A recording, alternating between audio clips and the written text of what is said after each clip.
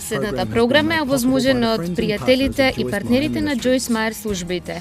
Видите, ако сте паметни, дури кога работите одат добро во вашиот живот токму сега, ја сепак ќе се разбудите малку порано секоја утро и ќе поминете некое време со Бог, затоа што ви треба тоа екстра масло.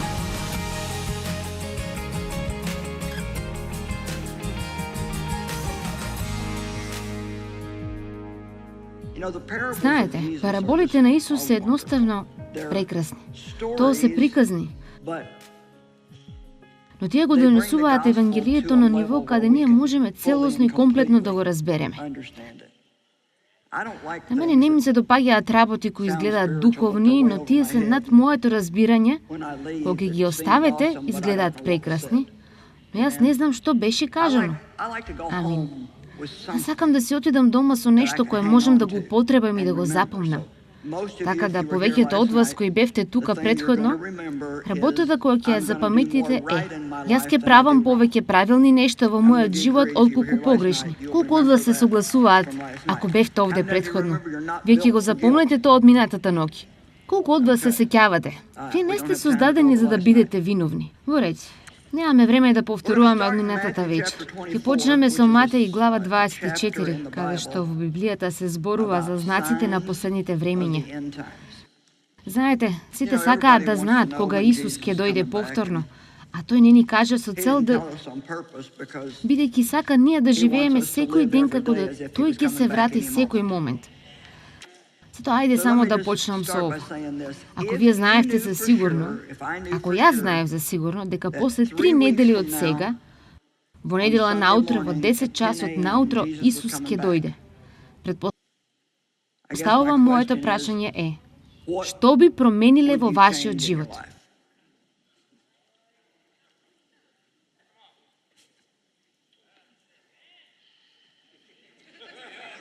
Ние навистина и искрено треба да не кажеме ништо. Јас го правам она што верувам дека Бог сака да го правам и не мора да брзам и да се обидувам да си го исправам мојот живот затоа што мислам дека Исус доаѓа. И тоа е целта, да живееме како да тој ќе дојде назад во секој момент. Да ви кажам нешто, имаме голема работа пред нас. Токму сега. Светот е во таква ужасна збрка и луѓето немаат многу. Вашата лепенка не прави многу за другите. Да бидеме искрени. Мислам, вие можете да имате ако ви се допаѓа, но таа мала риба не кажува многу на еден неверник. Сега, барем за друг верник, тоа е како: хеј, ние сме другари. Единствената работа која навистина ќе го пресведочи светот, дека Исус е вистински, е тоа ако ние се однесуваме како Исус. Ако ние дозволиме тој да свети преку нас, а за да го направиме тоа бара да не размислувате за себе си и да бидете повеќе зафатени со она што верувате дека Бог сака да го правите. Така, во Матеј 24 има тоа една долга листа на знаци од последните времиња и многу од нив веќе се случија. Повеќе од нив би рекла треба да се исполнат. И така очигледно ние сме поблиску. Никој човек не знае кога ќе биде тоа време, но ние се приближуваме. И така, кога доаѓа до стих 42 вели: и така, продолжете да внимавате, бидејќи вие не знаете кој ден вашиот Господар ќе дојде. Но разберете го ова: ако собственикот на куќата знаеше во кое време во ноќта доаѓа крадецот, тој ќе продолжеше да внимава и немаше да дозволи неговата куќа да биде ограбена. Така и вие исто треба да бидете спремни, бидејќи Синот човечки ќе дојде во време кога вие нема да го очекувате него.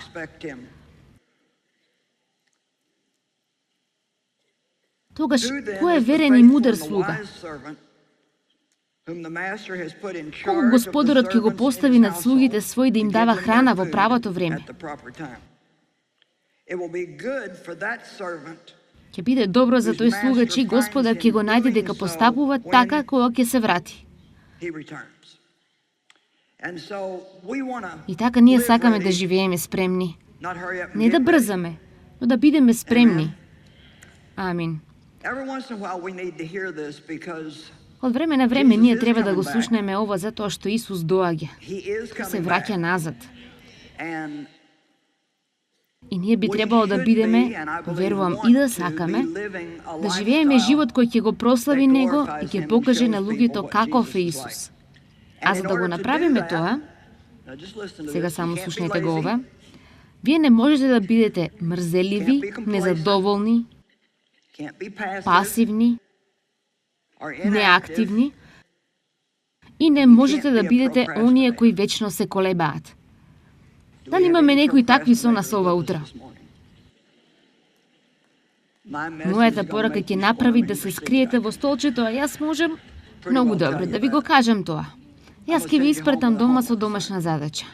Така, трите параболи во Матеј глава 25, кои секако се точно после 24-та, така, во 24-та глава ги имате сите тие знаци на последните времиња, а потоа тој започнува со три параболи.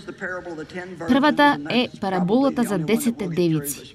И тоа најверојатно е единствената која ќе ја помниме денес. А потоа ова попладне ќе поминеме параболата за талантите и параболата за овците и козите. Мислам дека тоа е всушност една од моите омилени параболи. Тоа кажува толку многу, таква длабока порака за тоа што Исус рече за овците и козите. Матеј 25 вели стих 1 до 4. Во тоа време Царството небесно ќе биде како 10 девици кои ги зедоа своите светилки и излегува да го пречекаат младоженецот. 5 од нив беа неразумни, а 5 од нив беа мудри. Сега, вие знаете, ја секогаш имаме избор, нели? Вие знаете дека добрата работа да се биде слободен е дека Бог не тера да правиме ништо. Тој нема да не натера да го правиме она што е правилно. Тој сигурно ќе се обиде да не води подалеку од погрешното. Но крајното нешто е дека тоа е наш избор.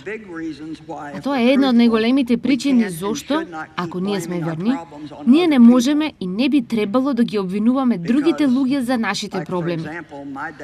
Затоа што, еве, например, мојот татко ме злоупотребуваше сексуално многу години.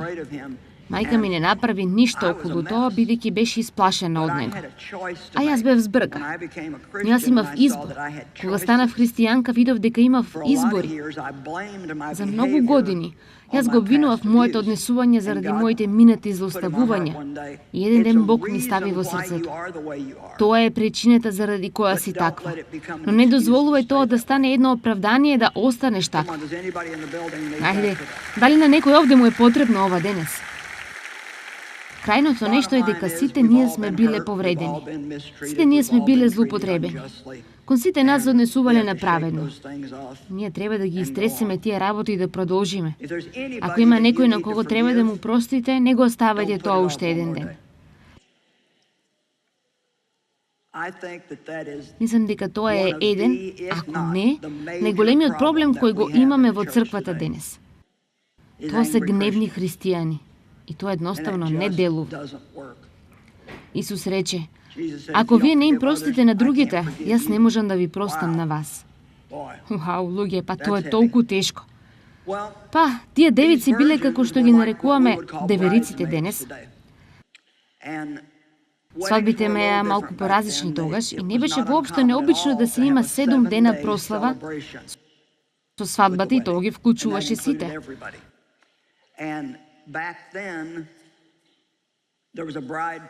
Тогаш имаше цена за невестата што родителите требаше да платат на момчето и на неговата фамилија некоја сума на пари, предпоставувам, за тој да ја зеде оваа девојка од кај нив.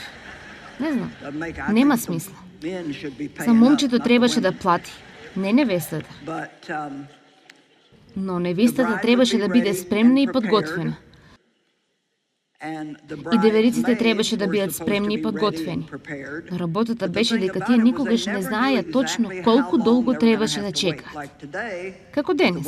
Ако свадбата е во 11 часот, ќе очекувате невестата да дојде во 10 часот. Но тие може да бидат таму во 10 часот наутро.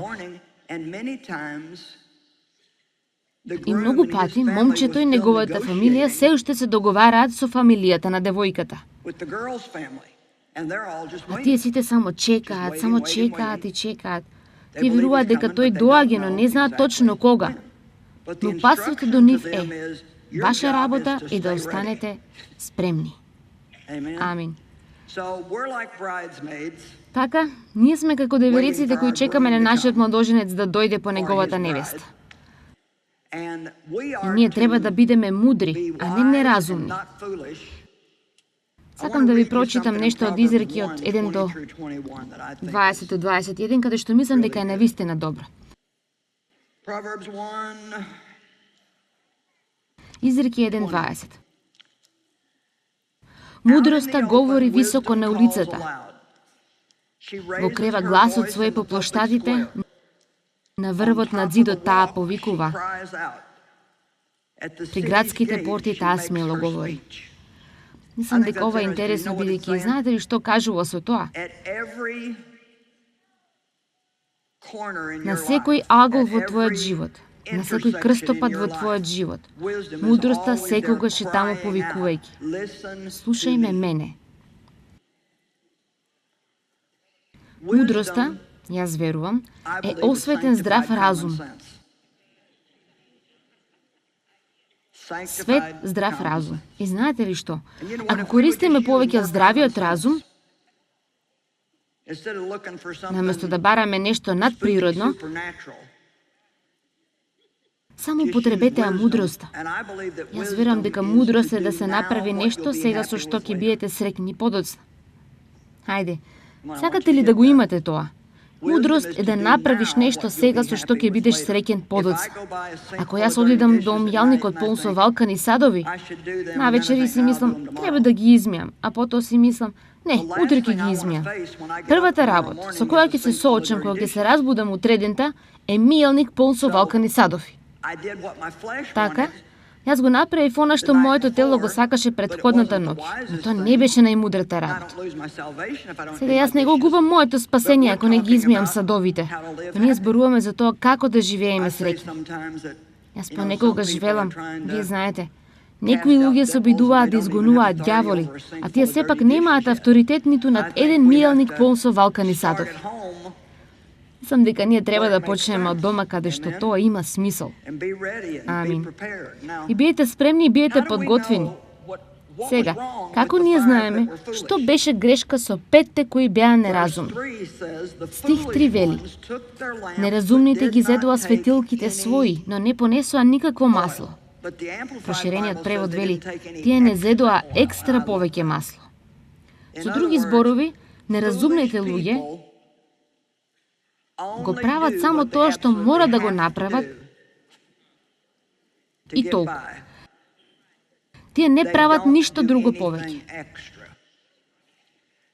Видите, ако сте паметни, дури кога работите одат добро во вашиот живот токму сега, вие сепак ќе се разбудите малку порано секое утро и ќе поминете некое време со Бог затоа што ви треба тоа екстра масло. Амин. И знаете, некои луѓе всушност немаат време кога ќе се разбудат наутро. Тие можеби можат да издвојат неколку минути, но тие немаат многу време. Имаат деца, треба да ги спремат, треба да одат на работа. Но знаете ли што мојот сопруг правеше многу години? Тој беше вклучен за некое време во инженерството, откако јас веќе бев во служба, и ние знаевме дека еден ден тој ќе ја напушти неговата работа и ќе дојде во служба, но не можевме да си дозволиме во тоа време. И секој ден Дейв ки си го јадеше неговиот ручек, а потоа другото време од паузата тој го поминуваше шетајќи во соседството и молејќи се. За тоа време Бог навистина му покажуваше дека еден ден тој ќе замине од таму и ќе престане со неговата работа. Ти знаеше дека тоа ќе биде околу 7-та година, нели? Тој некако чувствуваше за 7 години, им кажа на неколку дечки од работа: за 7 години јас нема да бидам повеќе овде. Јас ќе бидам во полновременна служба. Знаете, ако вие поминувате време со Бог, Бог ќе ви зборува. Тој ќе ви покаже работи кои треба да ги видите. Можам да ви кажам, одвојувајќи време од ручекот и поминувајќи го со Бог е многу подобро отколку седењето со други во салата и оговарање со сите нив за тоа колку се лоши условите во местото каде што работите. Подобро да шетате во соседството, да се молите и да дадете благодарно. Добро, јас одам на црква во недела. Да, но ти можеш да направиш и нешто повеќе. Ајде, дали сте согласни со мене? Вие можете да направите нешто многу повеќе. Добро, јас бев на служба овде минатиот пат и дадов прилог. Кога поминуваше прилогот ова утро, не гледам никаква причина да дадам. Јас дадов минатата вечер. Вие знаете и сите други. Јас дадов минатата вечер и еве ме пак повторно. Јас зборувам за давање на мојот дар. И така, не вие, не мора да дадете, тоа е добро. Јас дадов минатата ноќ и не мора да давам повторно. Но ти можеш да направиш нешто повеќе. Неразумните ги зедоа нивните светилки, но не понесоа повеќе масло. Знаете што? Тие немаа план за доцнење. Сега, некој овде ќе добие нешто. Колку од вас имате навика да доцните на многу места каде што одите? Ајде да бидеме навистина храбри, во ред. Знаете ли зошто? Бидејќи вие не сте планирале доцнење. Ги имате сите тие нешта што сакате да ги направите пред да заминете од дома. Некои луѓе се перфекционисти, тие не можат да заминат од дома, се додека се не е совршено. Но ќе ви кажам нешто и не се обидувам да бидам груба. Само се обидувам да ви помогнам. Всушност, сите ние доцнеме понекогаш. Но ако ти постојано доцниш и луѓето не можат да се потпрат на тебе, тоа е грубо и нељубезно.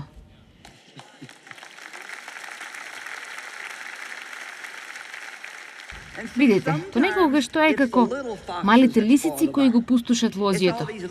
После сите тие мали компромиси кои се претвораат во голем проблем за нас. И така, јас ќе ве замолам сите вас кога ќе си отидете дома денес, не бидете само овде да видите како ние изгледаме. Јас знам некои од вас дојде очекувајќи го Джоел. Жал ми е, но ова е мој викенд и така. И јас сакам да ви оставам нешто. Сакам да ви дадам депозит во вашиот живот.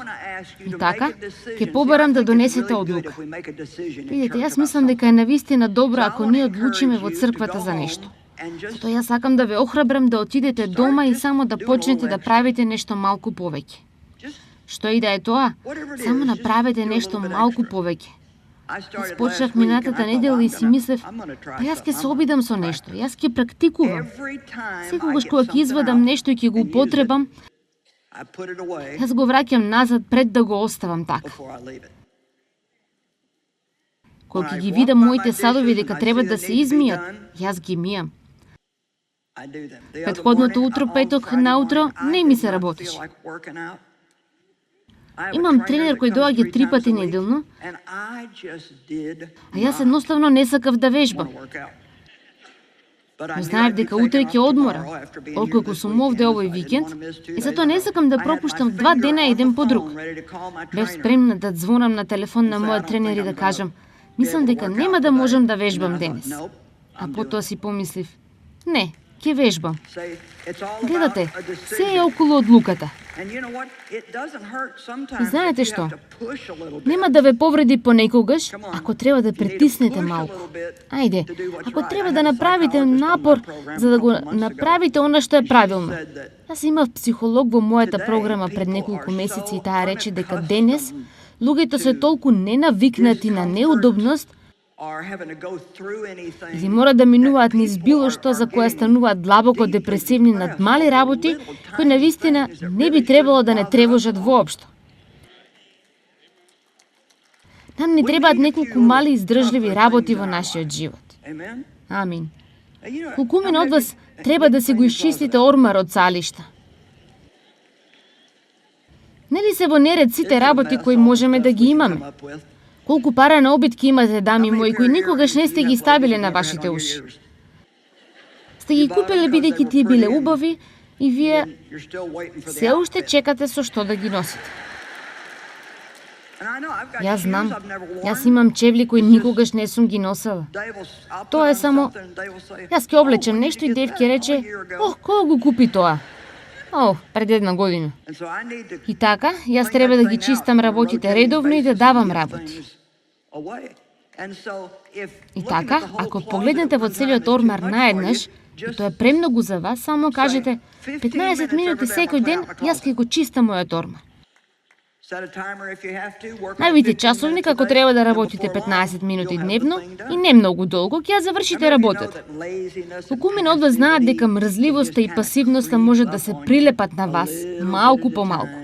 И знаете колку помалку правите, се помалку ќе сакате да правите, а потоа колку помалку сакате да правите, толку помалку и ќе правите. А ние не можеме да бидеме такви.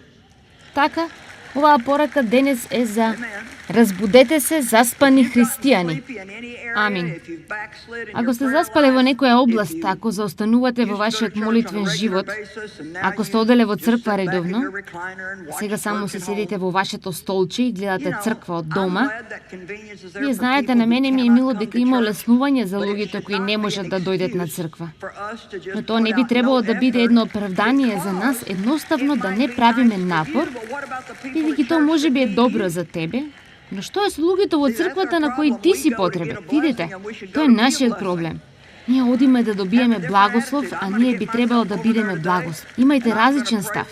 Се потрудам да бидам таму денес. Ќе се молам за пасторот додека сум на патот. Јас ќе гледам на кого му треба благослов и пред да излезам од зградата, јас ќе бидам благослов за некого.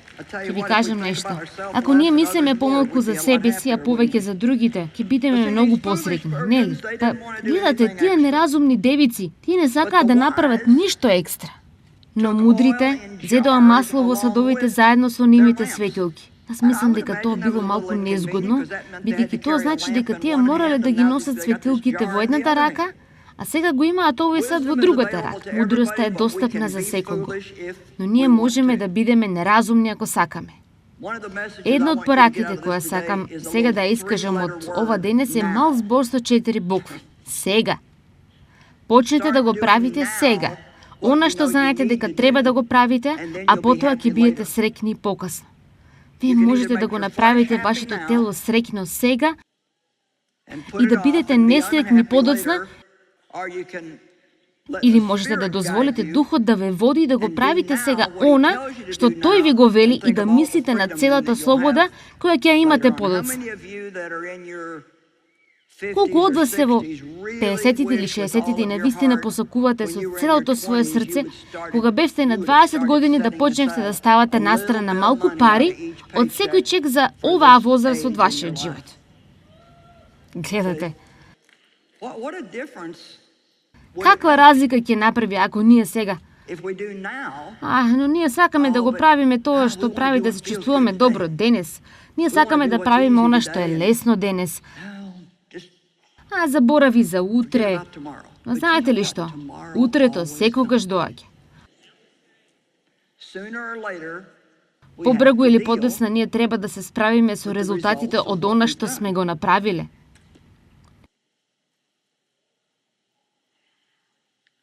Мудрите луѓе ја плаќаат цената за искреност, цврстина, истрајност и жртва. А подоцна тие се наградени за тоа. Дали некој се грижи за подоцна? Тоа ќе дојде. Ќе дојде, ви велам, ако сте паметни, вие ќе почнете да вежбате во вашите 30 или 20, нема да чекате да дојдете на моја возраст и да се обидете. Амин. Јас не почнав да вежбам се додека не наполнив 62 и мислев дека тоа ќе ме убие, апсолутно ќе ме убие. Требаше да паднам во тоалетот и да се молам да можам да станам. Дали некојаш сте биле толку исцрпени? Толку болка. Еден ден седев во брод, си ги обтегнав нозете, се почешев позади на ногата и почувствував џумка. Си помислив, ах, мој Боже, имам џумка овде. Што ли е тоа? Тогаш почувствував и на другата страна. Имав една и таму исто таква. И потоа сватив дека тоа беше мускул. Некој од вас треба да вежбате многу напорно за да добиете неколку џумки. Амин.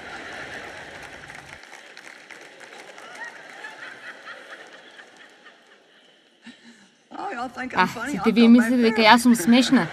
Јас ќе дојдам пак. Само помислете. Мојот сопруг вежбаше, не можам да крием, 60 години. Уф, и затоа што тој се уште носи изброј на облеку уште кога се зедовме. Тој изгледа како да е на 60, а ќе биде 79 на крајот на овој месец.